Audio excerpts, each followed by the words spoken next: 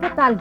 Bienvenidos nuevamente a Mirador Universitario, la barra de televisión educativa de la Coordinación de Universidad Abierta y Educación a Distancia de la Universidad Nacional Autónoma de México. Estamos en esta serie El Fuego de Prometeo, Conversaciones sobre Ciencia, un programa de la Facultad de Ciencias de la UNAM. Como en otras ocasiones, queremos invitarlos a acercarse a nosotros, a lo que nos apasiona, a lo que nos inquieta en la ciencia, al trabajo de investigación, docencia y extensión de la cultura que hacemos en la Facultad de Ciencias. La Facultad de Ciencias imparte varias carreras, algunas en Ciudad Universitaria y otras fuera de la ciudad. Las carreras que se imparten en CEU son Actuaría, Biología, Ciencias de la Tierra, Ciencias de la Computación, Física y Matemáticas. Y en el puerto de Cizal, en Yucatán, impartimos manejo sustentable de zonas costeras. Entonces hacemos proyectos de mucha índole, tenemos trabajo de vinculación con organismos estatales, con empresas, pero nos interesa mucho esta parte, sobre todo de darles a ustedes a conocer algunas de las líneas de investigación que desarrollamos en la facultad, acercarlos, inquietarlos y que se comuniquen con nosotros. Como siempre, saben que estamos abiertos a sus dudas, a sus comentarios, a cualquier tipo de pregunta que quieran hacernos. Es muy importante para nosotros que conversen con nosotros, con la gente que tenemos como invitado en cada sesión. Hoy tenemos a dos colegas de la Facultad de Ciencias para hablar de algo que yo llamé los detectives de la vida. Vamos a ver de qué se trata. Es básicamente hablar de antropología, pero de una antropología nueva, de una antropología que se llama antropología molecular, que ya les iremos explicando en el programa de qué trata. Tenemos en primer lugar a la doctora Angélica González Oliver. Ella es bióloga egresada de la UNAM y después hizo un postdoctorado en la Universidad de Florida y otro postdoctorado en la Universidad de California en Davis. Y se dedica a estos temas de la antropología desde hace varios años como profesora de tiempo completo en la Facultad de Ciencias. Nos acompaña también el doctor Alfonso Torreblanco. Gracias, Angélica.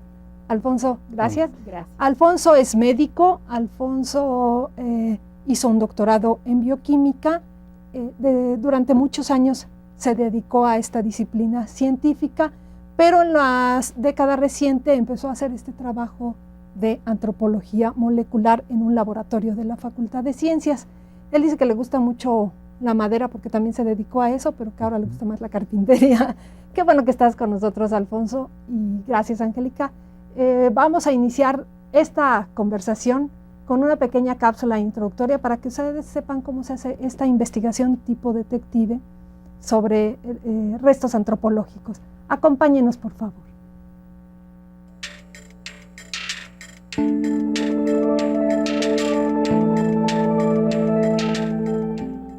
La búsqueda de los orígenes del hombre y las relaciones biológicas entre los diversos grupos humanos actuales tiene desde hace varios años una nueva herramienta en la ciencia, la antropología molecular. Se trata de una disciplina donde investigadores bioquímicos y genetistas, en conjunción con antropólogos, intentan contestar preguntas acerca del origen de nuestra especie, las relaciones de parentesco con otras especies cercanas y los patrones de migración de los grupos humanos. Todo ello a través del estudio de los cromosomas, tanto de restos antiguos como de poblaciones actuales. El campo de estudio de los antropólogos moleculares toca diferentes tópicos, entre los que destaca la investigación sobre Homo sapiens y neandertales, pero que se extiende a otros temas de interés en los que hay todavía una amplia discusión, como el saber quiénes fueron los primeros pobladores del continente americano. Además, los estudios de antropología molecular aportan elementos a través del análisis de los genes para entender las relaciones entre poblaciones de pequeñas o amplias regiones del mundo. Se trata de un campo de investigación apasionante, como muchos otros en la ciencia, con controversias por resolver, pero que puede aportar muchos elementos para reconstruir nuestro pasado y, en muchos sentidos, comprender nuestro presente.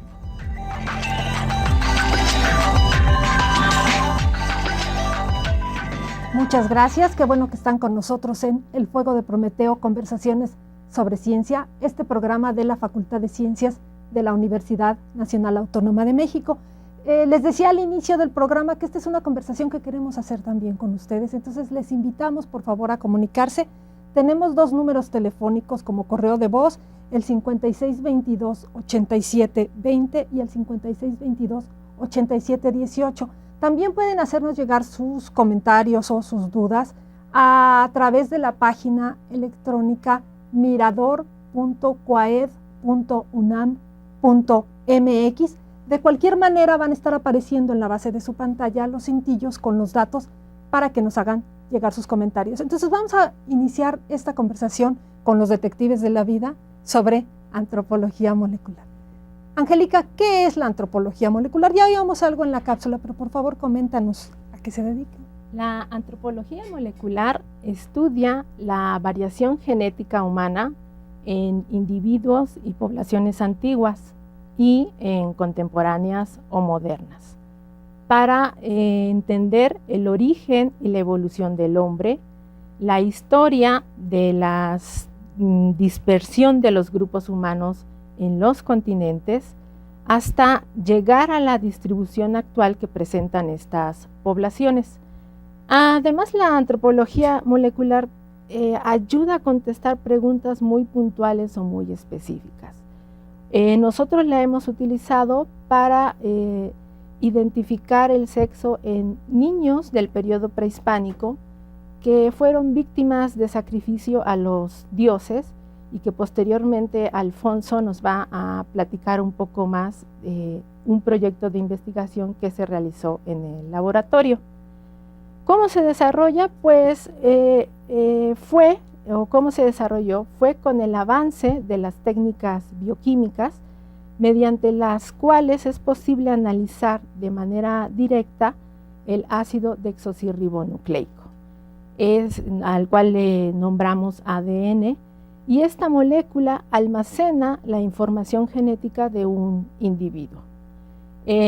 Hubo un método clave, un método muy importante para que esta línea de antropología molecular se desarrollara, y este método lo conocemos como reacción en cadena de la polimerasa, el cual lo que permite es hacer muchas copias de la molécula del DNA, que esto facilita su análisis en el laboratorio. Entonces trabajan, decía en la cápsula y tú nos lo acabas de refrendar, con restos antiguos, pero también con poblaciones actuales, y hacen comparaciones a través de extraer material, y después nos van a platicar cómo hacen estos análisis, ¿verdad? Así es.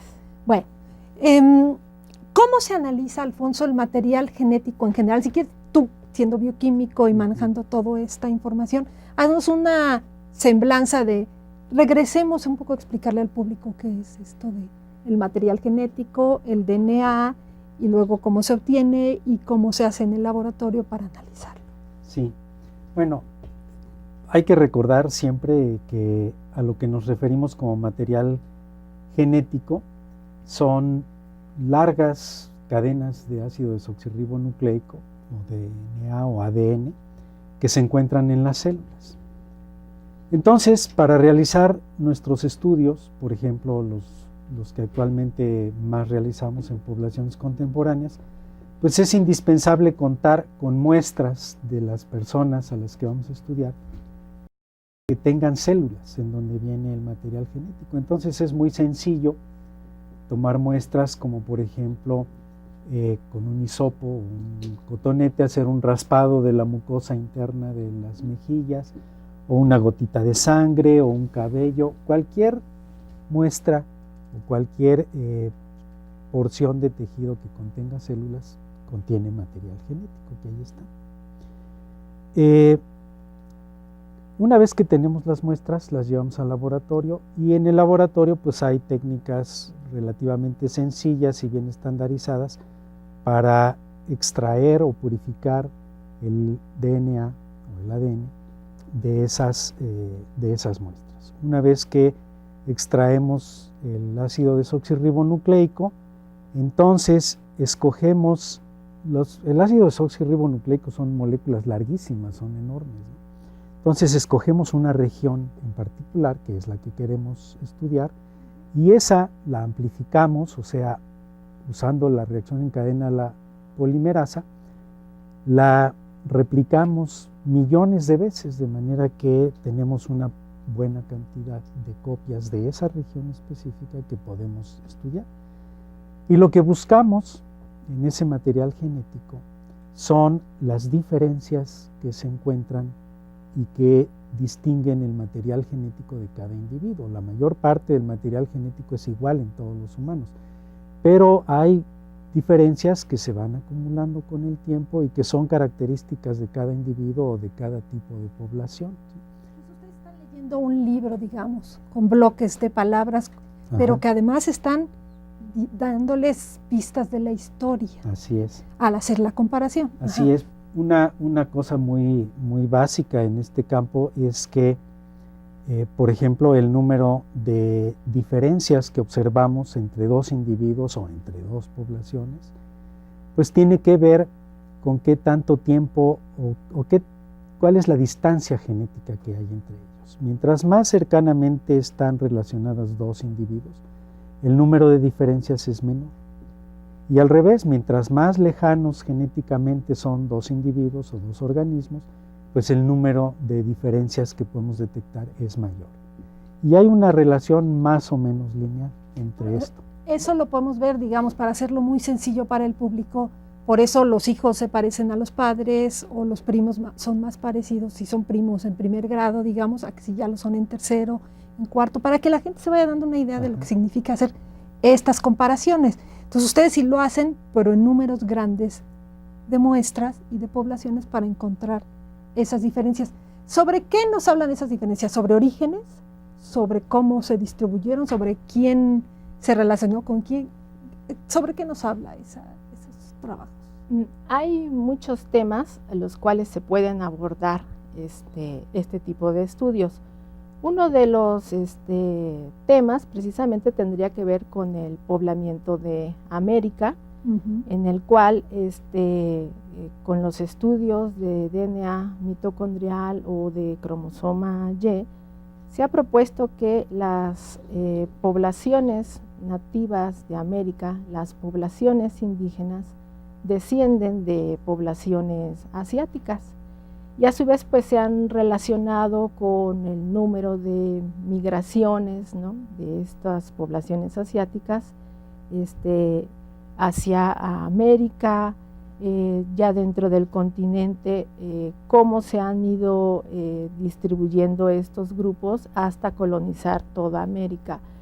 Eso es, en este momento me estoy refiriendo únicamente al continente americano, pero hablamos inclusive del origen desde la salida del hombre de África para distribuirse a los demás continentes.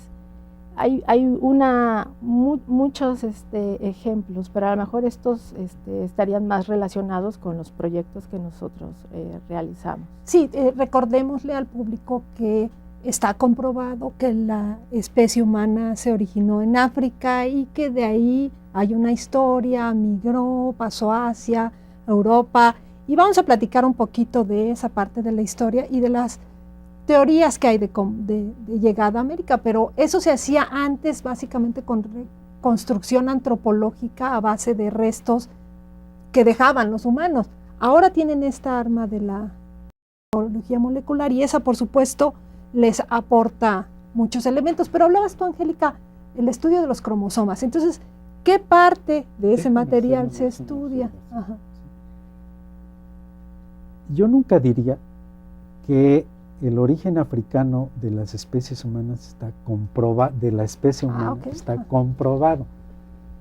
El decir que está comprobado es muy comprometedor. Lo que pasa es que todos los datos que tenemos actualmente Ujú.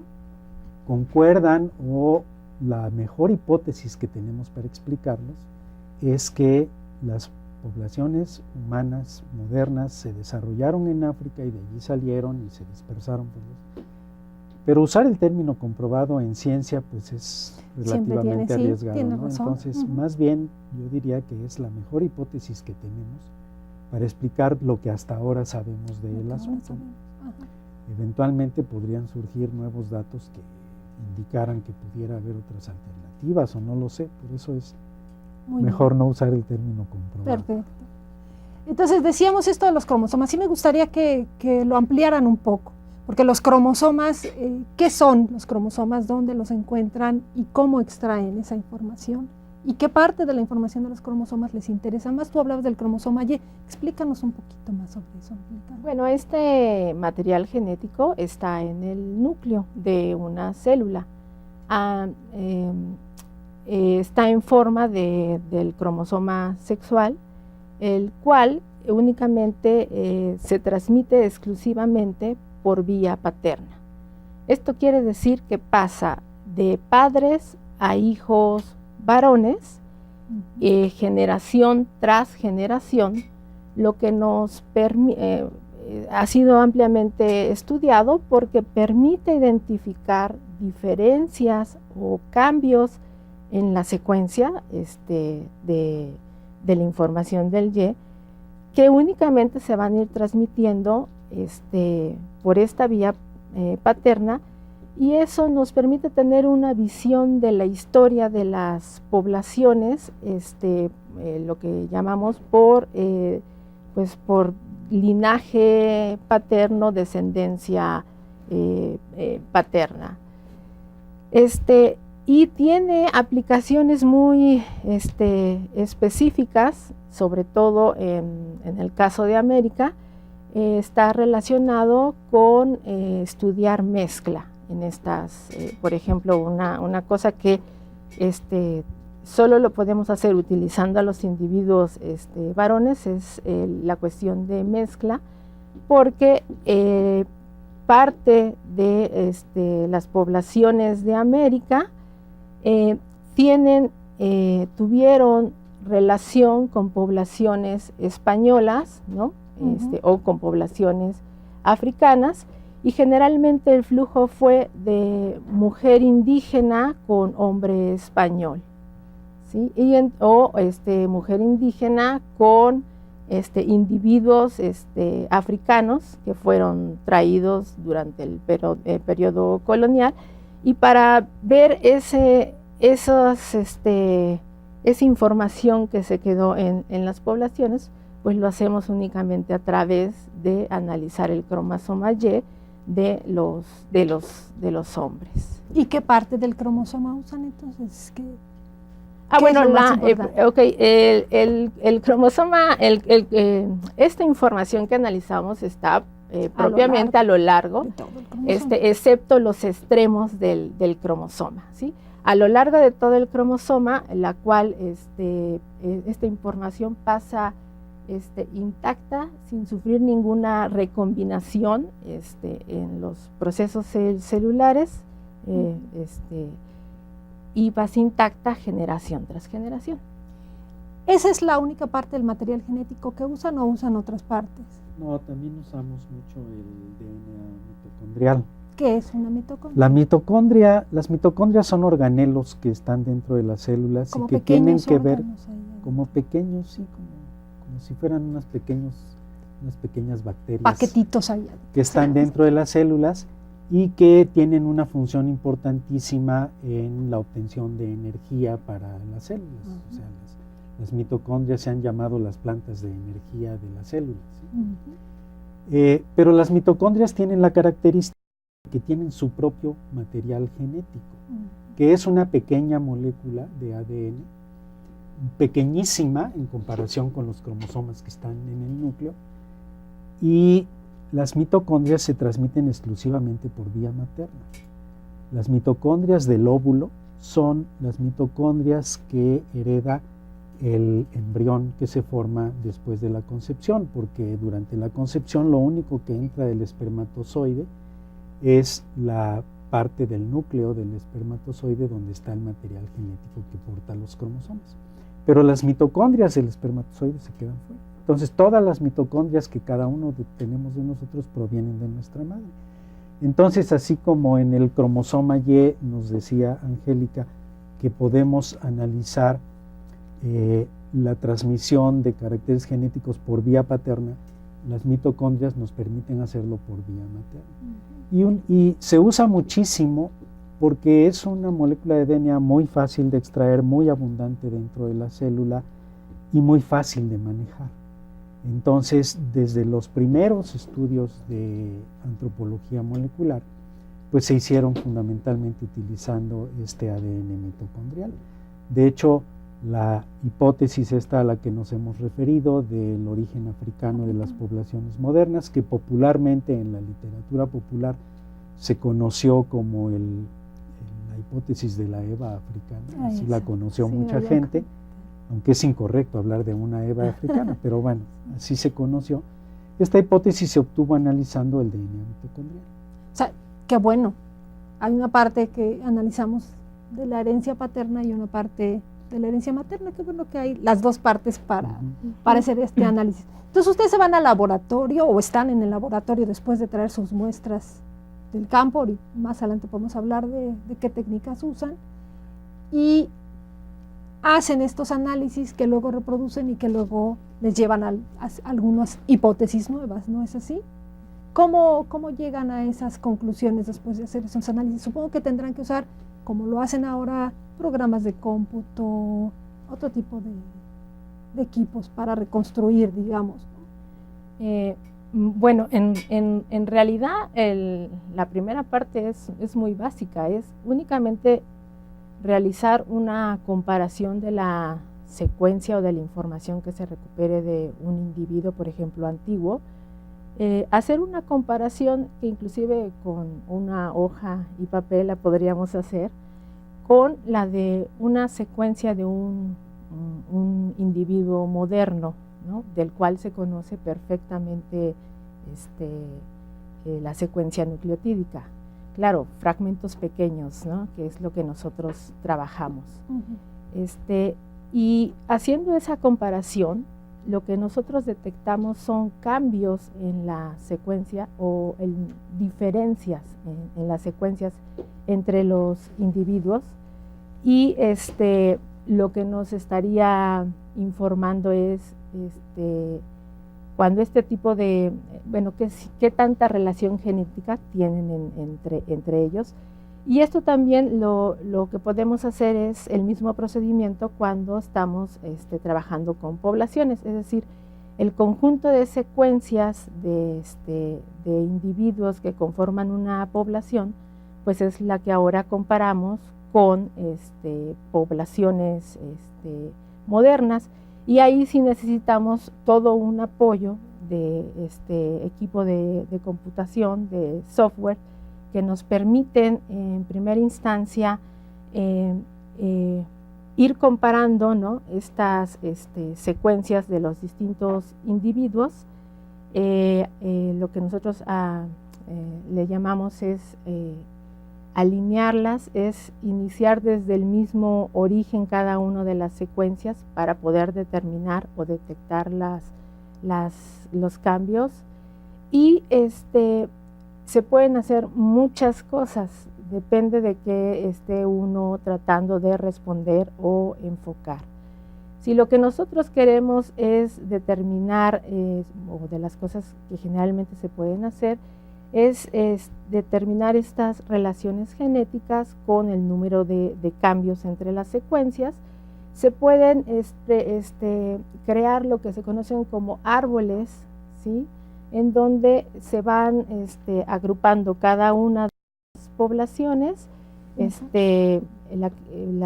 Las que van quedando más cercanas, hay un menor número de cambios que las que van quedando en la parte distante, lejana del árbol.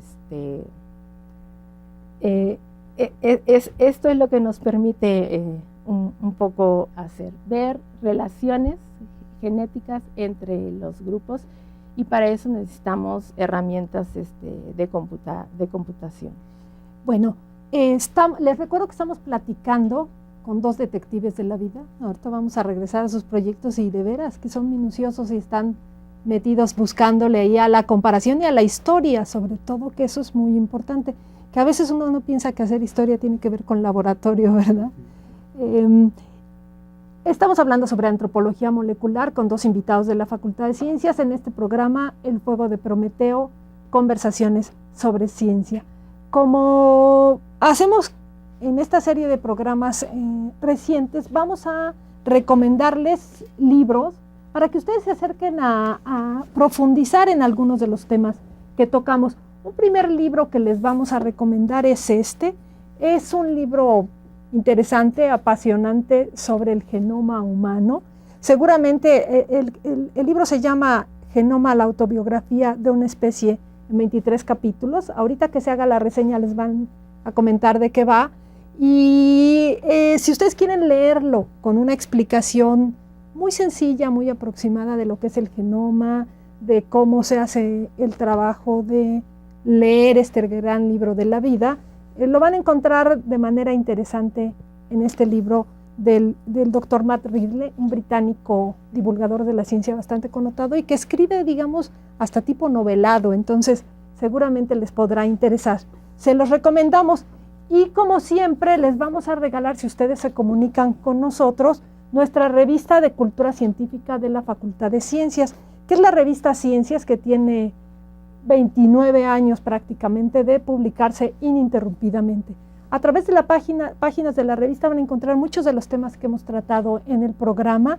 Seguramente en algunos de ellos van a poder profundizar y les va a gustar. Es una revista muy bonita, en un lenguaje bastante accesible. Entonces llámenos y les regalamos la revista. Continúen con nosotros, por favor. Vamos a irnos a una breve pausa para seguir hablando de antropología molecular en El Fuego de Prometeo, conversaciones sobre ciencia, este programa de la Facultad de Ciencias de la UNAM. Muchas gracias por acompañarnos. Los esperamos al regreso.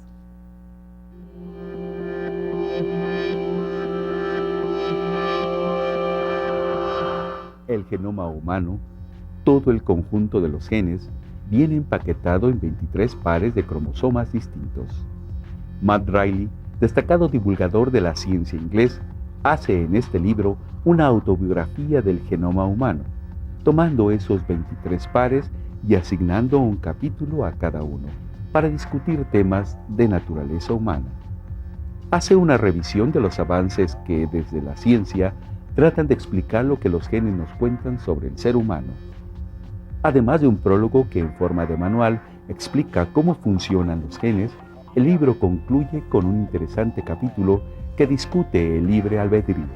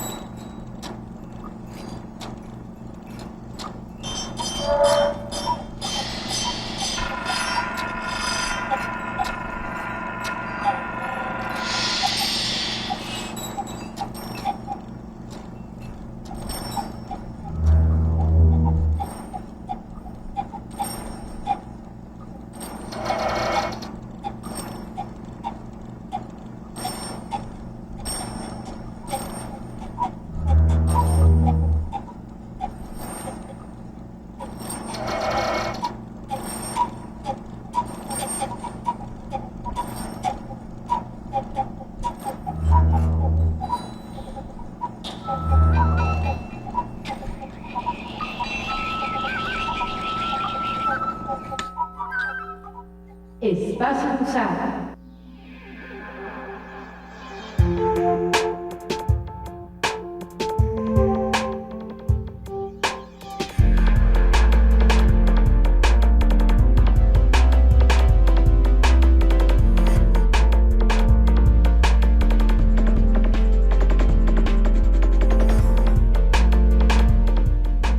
Qué bueno que continúan con nosotros en estas conversaciones sobre ciencia, un programa de la Facultad de Ciencias de la UNAM. Hoy estamos hablando con dos detectives de la vida de un tema que es apasionante y ahorita vamos a platicar por qué, que es la antropología molecular. A lo mejor suena muy complejo y muy serio y muy sobrio, pero no, en realidad apasiona. Yo les decía hace rato, es hacer historia sin necesariamente recurrir a libros. Sí recurrimos a un libro, pero al libro de la vida, y eso lo hace apasionante. Finalmente es nuestra historia biológica y eso nos da, pues nos debe alegrar ir reconstruyendo de dónde venimos y por qué somos un poco como somos y cómo llegamos a donde estamos. Entonces estamos hablando con el doctor Alfonso Torreblanco, y con Angélica González Oliver de la Facultad de Ciencias de la UNAM. Alfonso, cuéntanos los proyectos de investigación que desarrollan en este laboratorio que ustedes manejan. Tienen que ver con los estudios de los que ya platicábamos, de la reconstrucción de los orígenes de grupos humanos y sus relaciones. ¿Qué proyectos tienen? Bueno, mira, fundamentalmente hacemos dos tipos de proyectos que ya deben de haberse quizá dado cuenta un poco por lo que hemos hablado. Un grupo de proyectos tienen que ver con el análisis de poblaciones indígenas mesoamericanas modernas, donde estamos tratando de comparar la información que obtenemos de individuos de origen mesoamericano. Cuando hablamos de Mesoamérica estamos hablando de parte de México, pero también es Mesoamérica en ese sentido. Lo que pasa es que, digamos, antiguamente la parte de las culturas mexicanas que estudiamos pues se conocía como Mesoamérica, que también abarca un poco de América Central. De América Central, sí. Esa región. ¿Sí? Y el otro grupo de proyectos que desarrollamos tienen que ver con poblaciones antiguas. Y allí hemos hecho varios tipos de proyectos y me gustaría en particular hablar de un proyecto que es particularmente interesante porque es un proyecto que está dirigido a contestar una pregunta específica. Y creo que es una aplicación muy, muy interesante de los conocimientos de la biología molecular a la antropología. En este proyecto colaboramos con el antropólogo Juan Román del Museo del Templo Mayor. Ajá. Y se trata de estudiar, de identificar el sexo de niños que fueron sacrificados a los dioses de la lluvia, a las deidades de la lluvia en Tlatelolco. La identificación del sexo es un problema que los antropólogos tienen, es un problema muy agudo con los restos de niños. Con adultos es muy fácil identificar el sexo siempre y cuando uno tenga los huesos adecuados. Ajá. Pero el esqueleto de un niño y el esqueleto de una niña son prácticamente iguales y en muchas ocasiones son para fines prácticos indistinguibles, de manera que tratar de identificar el sexo a veces es casi como un volado. Entonces, hemos visto algunas imágenes de cosas. Ajá, en algunas de las imágenes que hemos visto aparece la zona arqueológica de Tlatelolco y aparece por allí un templo en particular, que es el templo de Hecatl-Quetzalcóatl. En ese templo, cuando se excavó, se encontró una ofrenda que contenía los restos humanos, que ahí podemos ver algunos de ellos, de un número importante de niños y unos cuantos adultos, unos poquitos adultos. Todos estos restos fueron depositados en una sola ceremonia, no corresponden a restos que fueron acumulándose con el tiempo. De manera que esos restos son los restos de individuos que fueron sacrificados en una ceremonia que va a haber sido una ceremonia muy importante. Y mayoritariamente eran niños de corta edad, la mayoría de ellos. ¿Sí? Entonces, pues estos restos y otro descubrimiento que también se hizo parecido en el Templo Mayor de Tenochtitlán, nos indican que los aztecas hacían ceremonias en donde se hacía un sacrificio masivo, pudiéramos decir, de niños fundamentalmente. Entonces nosotros, en interacción con los antropólogos, con el antropólogo del Museo Mayor que estaba estudiando estos restos, pues hicimos un proyecto para identificar el sexo, en el cual aplicamos todas estas técnicas de las que hemos hablado muy breve y superficialmente. Y la ventaja de las técnicas moleculares es que, aunque en los esqueletos no se vean diferencias todavía en los niños, los genes que determinan el sexo, allí están.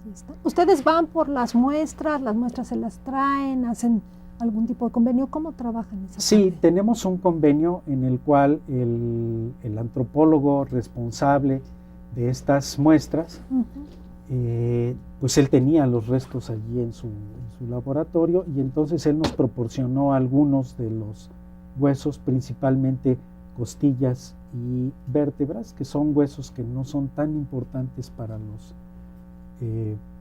los antropólogos, porque hay muchas vértebras y hay muchas costillas, ¿no? En cambio, usar un fémur, pues nomás hay dos, y esos son más informativos para ellos. Pero con esos huesos podemos obtener DNA.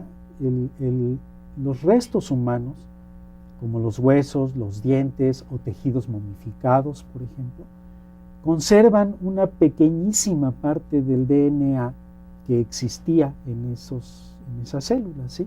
La mayor parte del DNA se degrada y se pierde, pero una pequeña parte queda en esos restos y se puede recuperar. Desgraciadamente, el DNA que se recupera de esos restos, que pueden tener 500 años o 1000 años ahí enterrados, pues ya en vez de ser esas largas cadenas de ADN, son pedazos muy chiquitos. Y algunos o muchos de esos pedazos además están dañados por modificaciones químicas que sufren durante el tiempo que estuvieron enterrados. Pero unas cuantas moléculas se logran recuperar, y con la reacción en cadena de la polimerasa podemos amplificar segmentos pequeños e identificar secuencias específicas que buscamos y que nos permiten reconocer si esas copias que amplificamos provienen del cromosoma Y, que es exclusivo de los varones, o provienen del cromosoma X, que está presente tanto en los varones como en las ¿Y qué han mujeres. encontrado?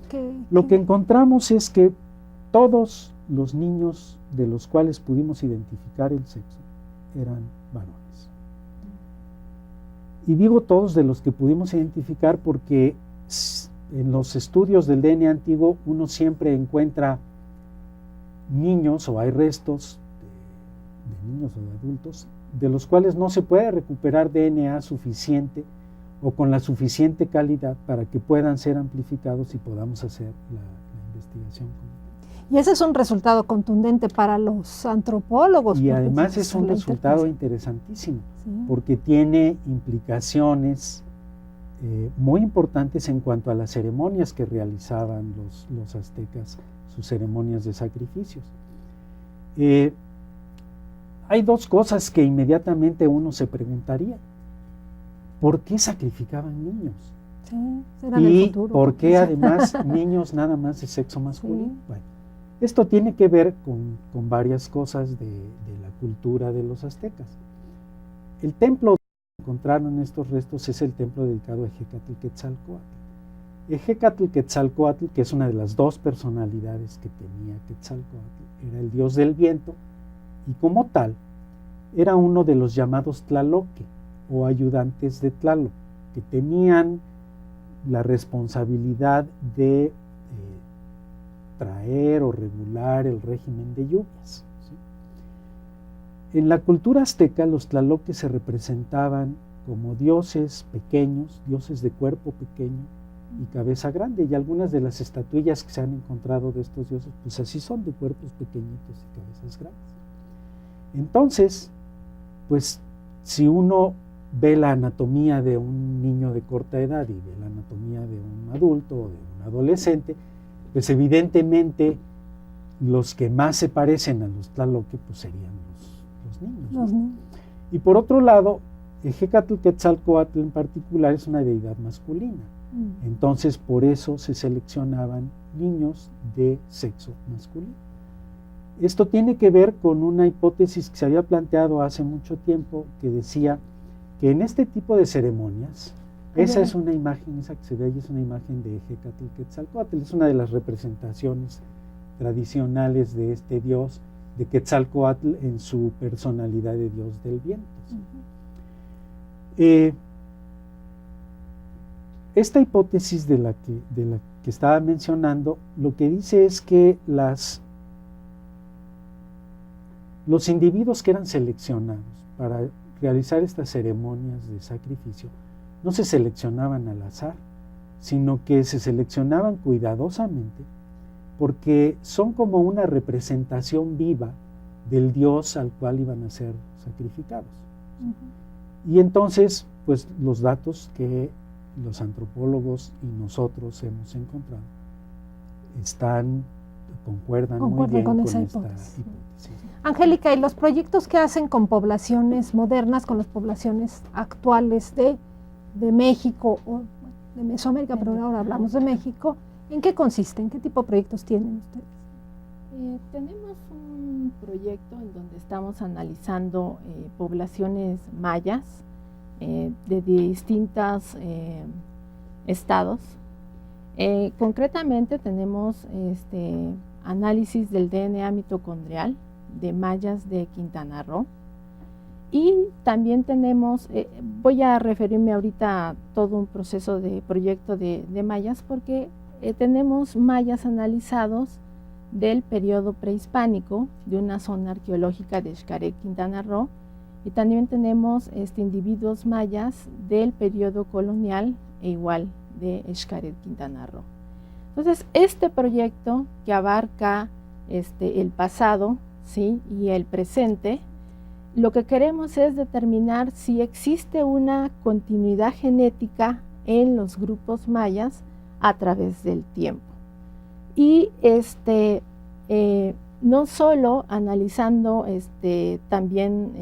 no solo analizando mayas de Quintana Roo, sino que también hemos empezado a obtener muestras de otros grupos mayas, como de Yucatán o de Chiapas, para obtener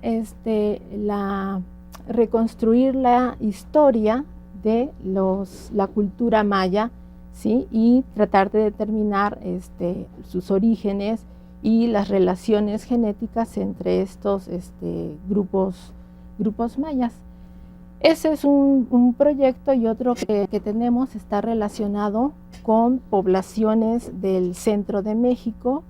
Específicamente estamos analizando mazahuas y otomís, los cuales están en el centro de México desde el periodo prehispánico, tienen similitudes lingüísticas, han conservado sus usos y costumbres tradicionales, habitan la misma región, por lo que se esperaría que su información genética estuvieran relacionados. Sin embargo, los resultados pioneros que hemos obtenido con el análisis del DNA mitocondrial es que no ha habido mezclas entre estos dos grupos étnicos que son vecinos, ¿no? Habitan los mismos lugares del Estado de México. Y cuando hemos regresado a las comunidades a informarles de los resultados, pues a ellos no les sorprende, porque ellos mismos se reconocen como grupos diferentes. Entonces esos son como las dos grandes líneas en modernos, ¿no?, del centro de México y con poblaciones mayas. Estamos hablando de orígenes, entonces regresemos un poco a estas polémicas de los orígenes. No sé si otros grupos están haciendo lo mismo grupos de investigación para poblaciones de México a lo largo de todo el país, pero sí hay grupos de investigación que han trabajado el origen del hombre en América. Y eso también genera, así como decías, Alfonso, claramente controversias, ¿no? O sea, estas ideas de realmente llegaron, como nos enseñaron a la mayoría en la escuela, pasaron por el estrecho de Bering los primeros pobladores y se fueron distribuyendo, etcétera. O hay otras hipótesis nuevas con base también mucho en la parte de recuperar vestigios humanos de armas, de depósitos de cerámica, etcétera, que ya plantean que a lo mejor no necesariamente solo esa la posibilidad de que los primeros pobladores de América llegaran por el estrecho de Bering. ¿Qué nos puedes decir de esa controversia? Yo la saco a colación porque en la escuela es muy común que se nos explique cuando estamos en educación básica esa hipótesis. Sí, efectivamente, hay muchas hipótesis que proponen distintos tipos de alternativas acerca del poblamiento de América. Desde hipótesis que son absurdas, para decirlo de una manera blanda, hasta hipótesis que sí tienen, que son serias, pues, y que tendrían posibilidades reales de representar, si no toda la realidad, por lo menos una parte de ellas. Sin embargo, lo que yo quisiera dejar pues claro aquí es que todos los datos que tenemos de la caracterización genética de distintas poblaciones americanas que van desde el norte de Canadá hasta la Patagonia, lo que nos indican es que lo más probable es que todas tienen un origen común, que es un origen claramente asiático. A quien más se parecen es a las poblaciones asiáticas que se encuentran en el noreste de Asia. Y pues la hipótesis que mejor explica todos los datos que hasta ahora tenemos es precisamente la de la entrada de poblaciones asiáticas por el norte del continente, por el estrecho de Bering. Lo que sí está en debate todavía es si hubo una o varias migraciones. La mayor parte de los autores actualmente proponen que fue una sola migración, pero que no fue una migración momentánea, sino que se fue dando de manera continua durante un tiempo relativamente largo, ¿no? Sí, cuando hubo las condiciones para cruzar. Exactamente.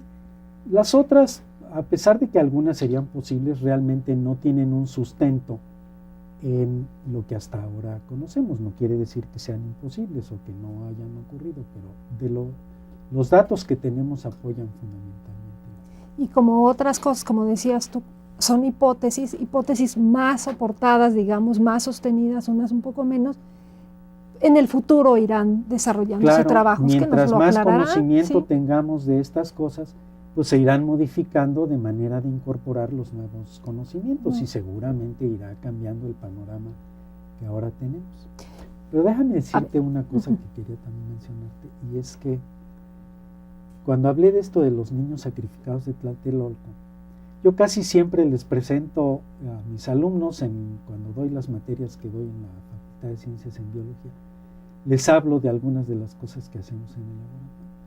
Y recientemente en una de esas clases que les platiqué de este proyecto, una alumna, por cierto, muy buena estudiante, habló de una hipótesis distinta. Entonces, después de que les pregunté que qué opinaban de esto, entonces ella dijo, bueno, es que seguramente los aztecas conocían el verdadero valor de los hombres y de las mujeres. Lo cual pues es una hipótesis más, ¿no? Sí, una hipótesis más feminista. Entonces, hablando de hipótesis, y que bueno, ustedes están contribuyendo a hipótesis de la antropología desde su campo y a las hipótesis generales del desarrollo de los americanos, ¿hacia dónde va la antropología molecular? ¿Hacia dónde se dirigen? ¿Qué ven ustedes en el futuro? ¿Con qué otras disciplinas pueden seguir interactuando y aportar más conocimientos, Angélica? A nosotros lo que nos interesa es realizar los proyectos de investigación que sean multidisciplinarios. Nosotros estamos colaborando con lingüistas, con historiadores, con antropólogos físicos, y ellos son pues especialistas en su campo. Entonces la idea es hacer la integración de toda la información que cada uno de nosotros aporte para poder entender mejor los resultados o para formular nuevas hipótesis. Yo creo que todavía estos estudios apenas se están realizando en México. De alguna manera ustedes son pioneros en estas líneas de investigación. O sea, hay muy pocos grupos de trabajo en México, apenas están creando estos grupos de investigación y apenas se están generando las bases de datos que nos permitan en un futuro realmente poder abordar un mayor número de hipótesis antropológicas muy específicas a la historia de las poblaciones mesoamericanas.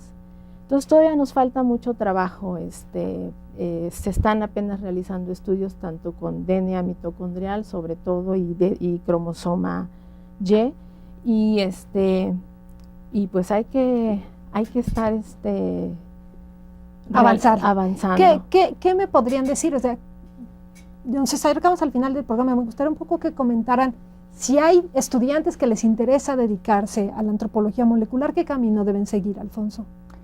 Bueno, hasta ahora los estudiantes que han trabajado con nosotros son fundamentalmente estudiantes de biología y estudiantes de la carrera de antropología o arqueología en la Escuela Nacional de Antropología e Historia.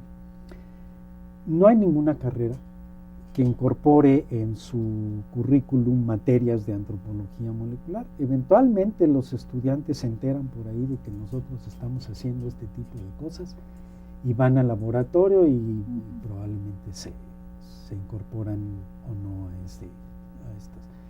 Nosotros lo que pensamos, y es una de las cosas en las que Angélica está muy interesada en particular, es en que la carrera de antropología incorpore a la antropología molecular como parte del currículum de la carrera.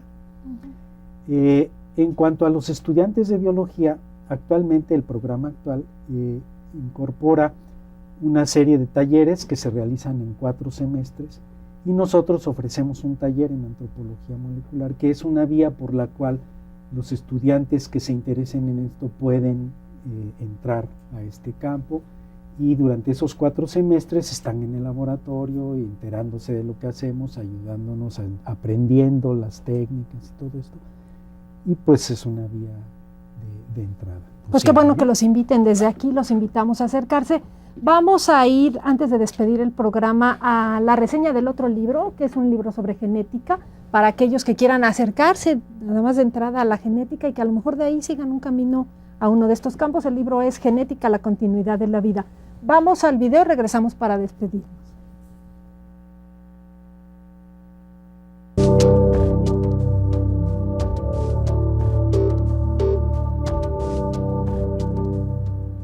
En el siglo XIX, los científicos comenzaron a buscar respuestas a preguntas relativas a la herencia y a la variación de caracteres, e iniciaron el desarrollo de una disciplina científica fascinante. La genética estudia los mecanismos y patrones de la herencia, características de una generación a otra. ¿Por qué los hijos se parecen a sus padres? ¿Qué son los genes y qué sabemos de ellos? ¿En qué medida son importantes los factores ambientales en la determinación de la apariencia de los organismos? Son algunas de las preguntas más generales a las que la genética responde. Este libro permite, a través de explicaciones claras y sencillas, acercarnos a la genética, este campo del conocimiento que repercusiones para la vida y la salud tiene en la actualidad.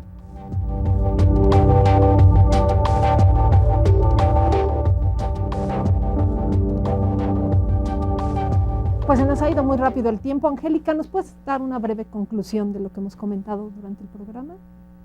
Bueno, la antropología molecular es una línea muy reciente, es una línea que nos permite entender la historia de las poblaciones, en este caso las que a nosotros nos interesa estudiar, poblaciones mesoamericanas, y que para hacer esta historia, esta reconstrucción, pues hay que considerar todas las demás disciplinas que hay, no únicamente es la antropología molecular, tenemos antecedentes históricos, tenemos antecedentes lingüísticos, tenemos muchas otras herramientas que es necesario considerar para hacer este tipo de estudios y para seguir aportando información que nos lleve a el camino de entender la historia. Pues muchas gracias. Ha sido muy interesante platicar con dos detectives de la vida. Ojalá que parte de los estudiantes o el público se interesen en este campo y se acerquen a nosotros. Vamos a estar en el próximo de la serie del Fuego de Prometeo, conversaciones sobre ciencia con ustedes. Los esperamos. Muchas gracias por acompañarnos. Soy Patricia Magaña y quedo a sus órdenes para resolver cualquier duda. Gracias. Hasta la próxima.